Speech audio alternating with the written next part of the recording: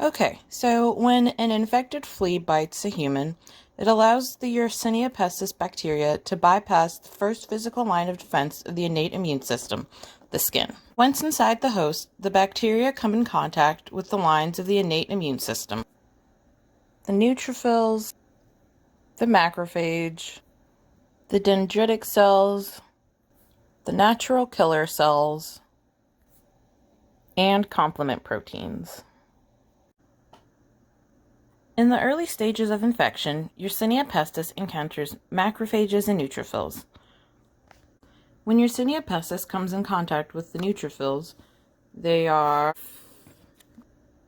phagocytized and killed. However, when Yersinia pestis comes in contact with macrophages, they are either phagocytized or they invade them preferentially via surface recognition molecules. Either way, inside of the macrophages, the bacteria survives and proliferates. They use the macrophages to hide from other immune cells, and also here they gain their anti-phagocytic capabilities. After the early stages of infection, once the bacteria has proliferated and gained its anti-phagocytic capabilities, it will cause the macrophages that it is infected and hidden in to die via apoptosis. As another point, lipopolysaccharides are a major ligand for toll-like receptor 4 on immune cells. In the gut of the flea, Yersinia pestis expresses the hexaacylated lipopolysaccharide, which is able to induce TLR4, which then induces production of pro-inflammatory cytokines. However, due to the change in temperature from the gut of the flea to the host, it changes expression to the tetraacylated lipopolysaccharide, which is non-stimulatory. In the innate immune system, dendritic cells act as antigen-presenting cells, which help to activate T lymphocytes.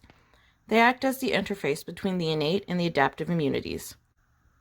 Yersinia pestis contain proteins called YOPs, otherwise known as Yersinia outer proteins. In terms of dendritic cells, Yersinia pestis directly inject them with YOPs, which paralyzes them and keeps them from performing their antigen-presenting duties. As sort of the last innate cellular line of defense are the natural killer cells. Natural killer cells are activated to kill either by macrophages via cytokines or binding directly to infected host cells.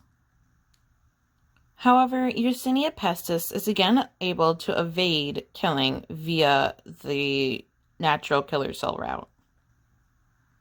Yersinia pestis is able to use its various YOP proteins in order to either decrease the number of circulating natural killer cells, reduce macrophage production of reactive nitrogen species, which is a cause of inflammation, and it also suppresses macrophage production of cytokines, chemokines, and other pro-inflammatory signals. This suppression not only reduces the attraction and activation of natural killer cells, it also reduces the attraction of neutrophils, other macrophages, monocytes, and other lymphocytes to the site of infection. Humorally, Yersinia pestis also encounters complement proteins. However, through an unknown mechanism, the bacteria is also resistant to killing via complement. Finally, due to this overall suppression and evasion of the innate immune system, the adaptive immune system is also very much evaded. T cells are activated by dendritic cells in the lymph nodes, but in early stages of infection, Yersinia pestis has already rendered them paralyzed. And because most B cells require T cell help for activation, limited, if any, quantities of antibodies are produced. Overall, the prognosis of Yersinia pestis infection without antibiotics is very grim, and it's still kind of a mystery how those who did survive being infected with the plague during the times of its pandemics is widely unknown and speculated.